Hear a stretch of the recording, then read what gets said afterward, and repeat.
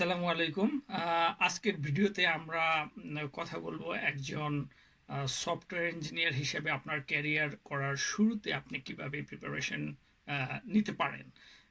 আমি কথা বলবো ইউরোপের কনটেক্সটে, যেহেতু আমি এখানে বেশ কিছু ইন্টারভিউ অ্যাটেন্ড করেছি। আমার লিটল বিট নলেজ আছে প্রিপারেশন নিলে ইন্টারভিউটা আমরা ক্লিয়ার করতে পারবো অথবা ইন্টারভিউ তো ভালো করতে পারবো, রাইট? এন্ট্রি লেভেলে বা ফ্রেশার হিসেবে জয়েন করার জন্য আপনার ফান্ডামেন্টালস ভালো জানতে হবে।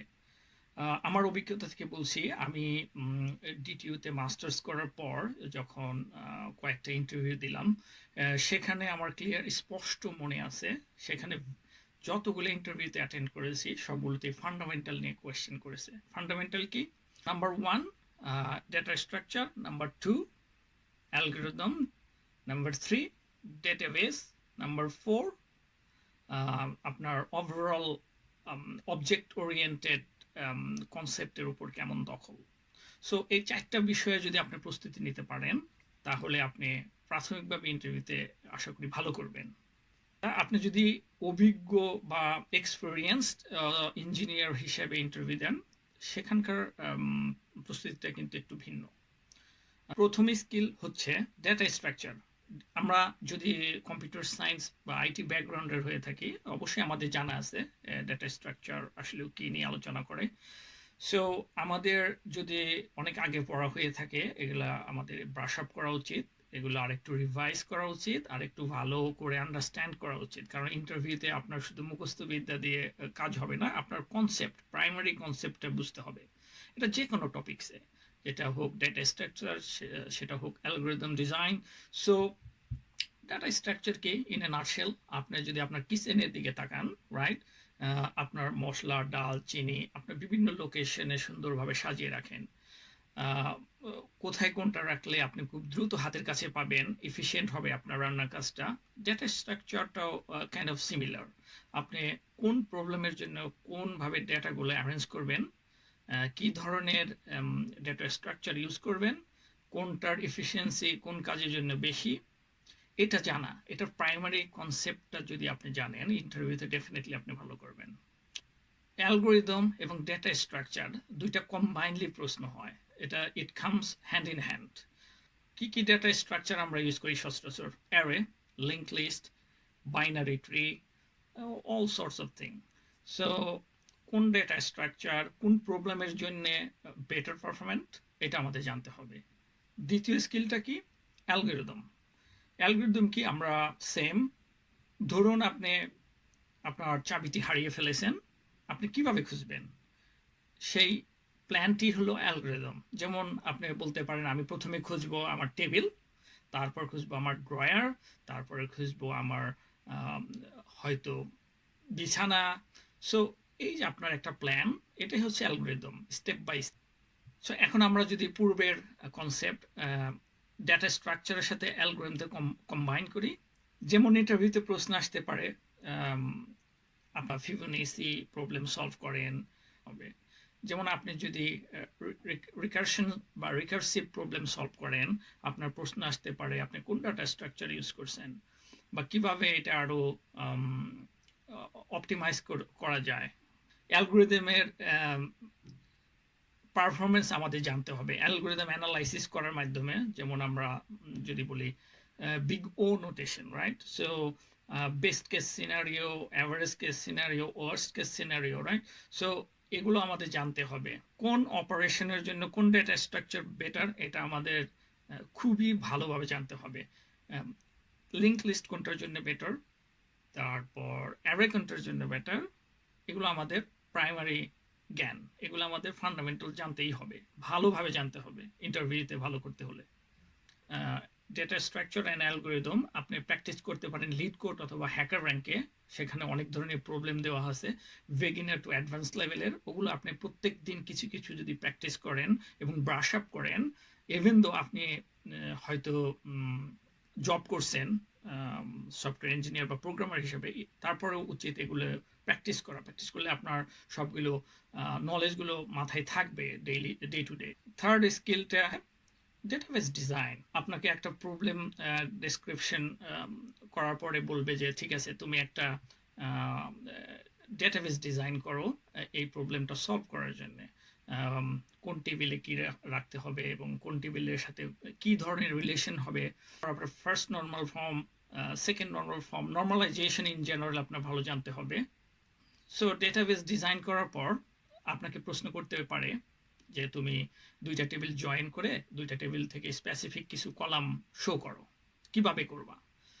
পর হচ্ছে প্রাইমারি কি, ফরেন কি relationship, inner join, outer join, এগুলো বেসিক, এগুলো আপনার খুবই ভালোভাবে জানতে হবে। Number 4th skill object oriented programming. এইটা ভেরি বেসিক, এটা আপনার ভালো জানতে হবে। আপনাকে আমার স্পষ্ট মনে আছে যখন আমার প্রথম ইন্টারভিউ হয় আমাকে সুডো কোড লিখতে দিয়েছিল। একটা প্রবলেম ডেসক্রিপশন করার পরে একটা প্রবলেম আপনার পেপারে প্রিন্ট করে আমাকে দেওয়া হলো। দেওয়ার পর আমরা এটা ভালো করে পড়লাম। পড়ার পরে আমাকে বলা হলো যে তুমি ঠিক আছে, তুমি কোনো স্পেসিফিক কোড করতে হবে না কোনো ল্যাঙ্গুয়েজে, তুমি হোয়াইট বোর্ডে ক্লাসগুলো সুডো কোডের মাধ্যমে লেখো এবং কোনটার সাথে কি রিলেশন, যেমন ইনহেরিটেন্স, অল দোজ থিংস আমাকে ডেমনস্ট্রেট করতে হয়েছিল। সো আপনার যদি অবজেক্ট ওরিয়েন্টেড প্রোগ্রামিংয়ে ভালো ধারণা থাকে, স্বচ্ছ ধারণা থাকে, আপনি ইন্টারভিউতে ভালো করবেন আশা করি ইনশাল্লাহ। 5 নাম্বার স্কিল যেটা, সেটা খুবই গুরুত্বপূর্ণ আমি বলবো, সেটা হচ্ছে কমিউনিকেশন স্কিল এবং অ্যাপ্রোচ। আপনি কিভাবে প্রবলেমটা অ্যাপ্রোচ করেন। ইন্টারভিউয়ার কখনোই এক্সপেক্ট করে না আপনি ফুল প্রবলেমটা সলভ করবেন 100%, রাইট? সো তারা কি এক্সপেক্ট করে, অ্যাজ এ ইন্টারভিউয়ার কি এক্সপেক্ট করে, তারা এক্সপেক্ট করে আপনি কিভাবে প্রবলেমটা অ্যাপ্রোচ করছেন, কিভাবে আপনি প্রবলেমটা সলভ করতে যাচ্ছেন। ফর এক্সাম্পল, আপনাকে প্রবলেমটা দেওয়ার পর যদি আপনি সাথে সাথে সলিউশনের দিকে যান, ইটস এ রেড ফ্ল্যাগ। আপনার কি করতে হবে, কমিউনিকেশন করতে হবে। অনেক সময় আছে প্রবলেমের ভিতর অস্পষ্টতা ইন্টেনশনালি রেখে দেওয়া হয়, কারণ কি ওরা দেখতে চায় আপনি এগুলো কিভাবে ডিল করেন। অ্যাজ এ ক্যান্ডিডেট আপনার কাজ হলো ওই অস্পষ্টতা নিয়ে প্রশ্ন করা, ক্লারিফিকেশন নেওয়া এবং অ্যাগ্রিমেন্ট, ইন্টারভিউয়ারের সাথে অ্যাগ্রিমেন্টে যাওয়া যে ওকে আমার আন্ডারস্ট্যান্ডিং হচ্ছে এই, এটা কি ঠিক আছে নাকি। তারপর কোনো সিনারিও আপনি নিজে নিজে অ্যাজাম্পশন করতে যাবেন না, ক্লারিফাই করেন, প্রশ্ন করেন। আপনার এইটা একটা ভেরি বেসিক স্কিলস।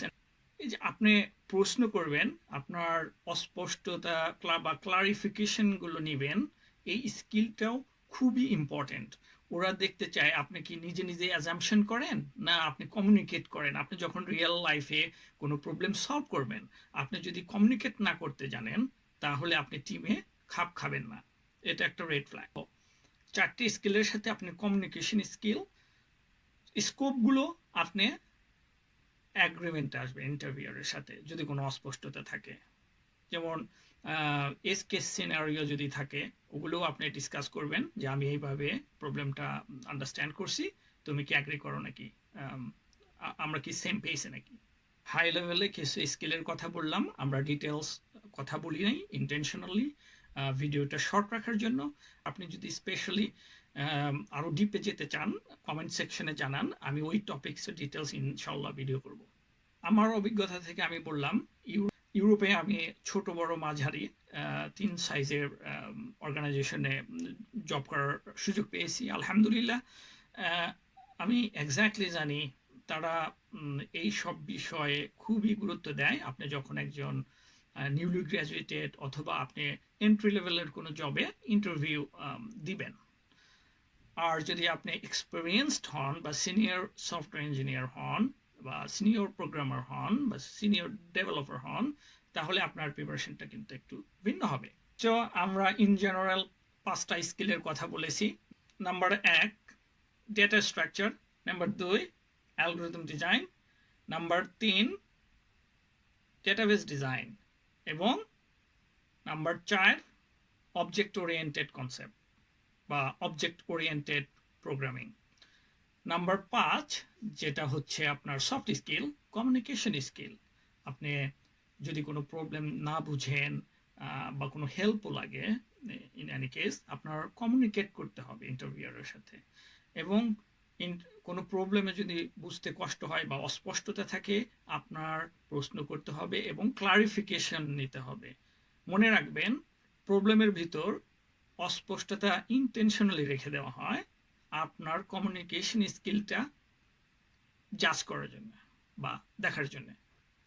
আজকে এতটুকুই। ভালো থাকবেন। আসসালামু আলাইকুম।